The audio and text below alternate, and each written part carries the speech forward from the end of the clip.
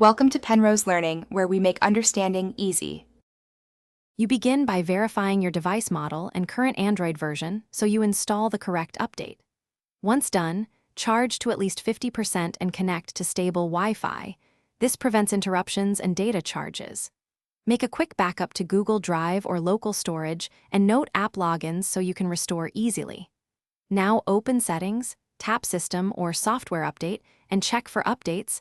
Start the download as soon as it appears. You watch the download and avoid using heavy apps. Stability matters. When prompted, choose Install Now or Schedule during low-use hours.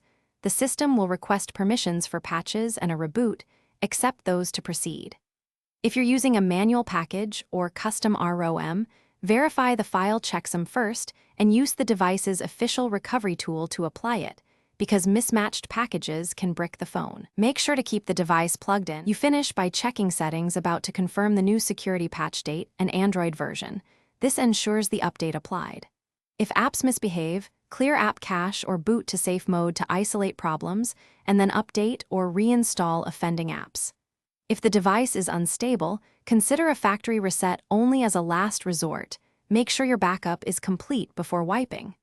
One key tip: if the update fails repeatedly, re-download the package or try installing via the manufacturer's desktop tool.